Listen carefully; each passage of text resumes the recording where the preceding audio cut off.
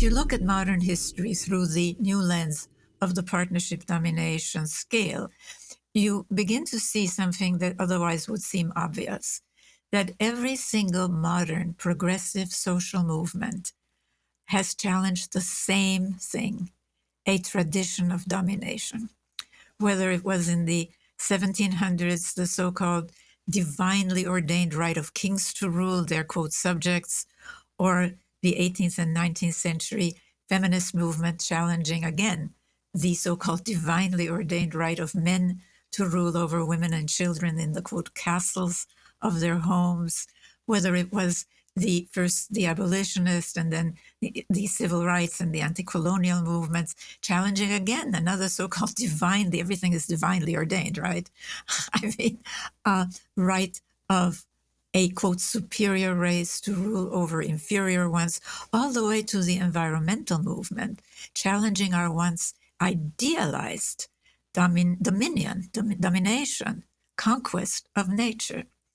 But if you look at these movements, you see that they have focused primarily on dismantling the top of the domination pyramid, politics and economics as conventionally defined, because I define them differently, and left in place the foundations on which domination systems have kept rebuilding themselves in regression after regression, whether it was the Nazis, whether it was Stalin, whether it was Khomeini, whether it's the Taliban, ISIS.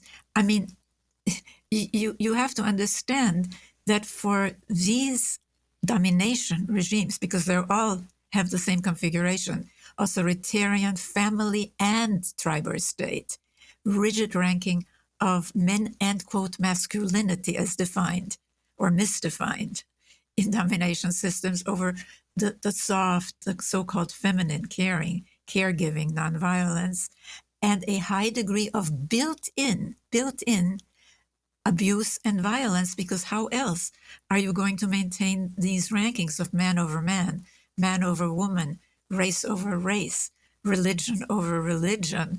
Did you see what I'm saying? I mean, there is some violence. You know, people lose it in partnership system, but it doesn't have to be built into the system. And of course, very different stories and language. And so if we start looking at society from that perspective, then we see that we really have to pay much, much more attention to these foundations, because what the Chador became the flag, right, of Khomeini's Islamic dictatorship. This is not coincidental, because I really want to talk about gender for a moment, because we're so drilled into us, especially liberal people who consider themselves liberal, that these are just women's issues or children's issues.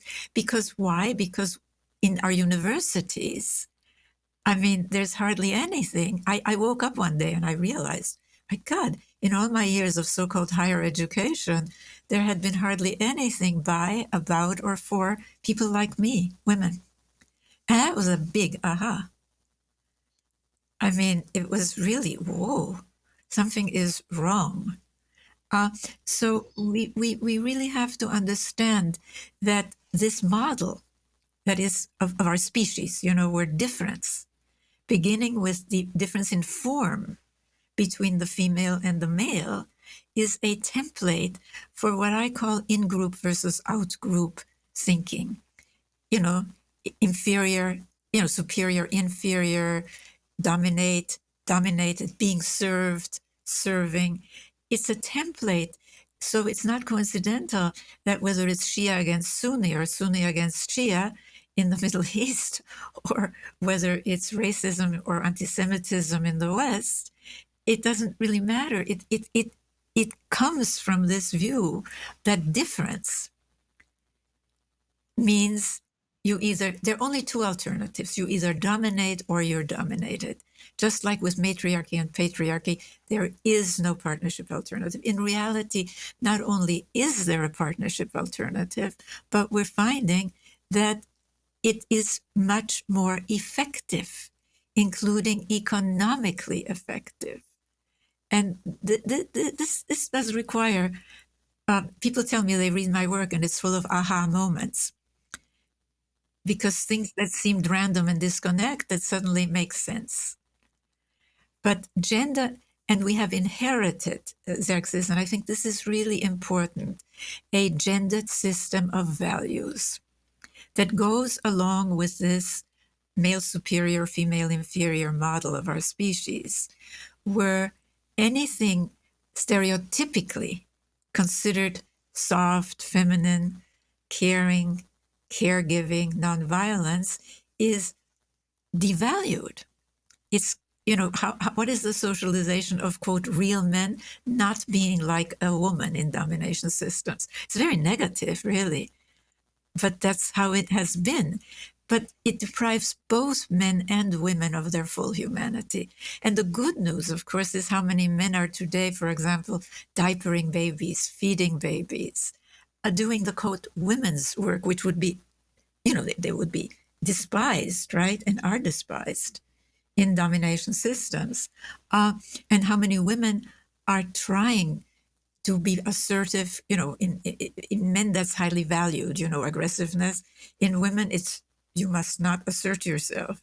But women are taking on more leadership positions, etc. So we're seeing movement towards partnership, but it hasn't been understood to be key to the change. And that really changing our definitions of humanity, of being human, of masculinity and femininity is a key to change. And my work shows that. And as I said, the good news is that, well, we're seeing changes, but not fast enough, not fast enough. And people need a new worldview that connects the dots.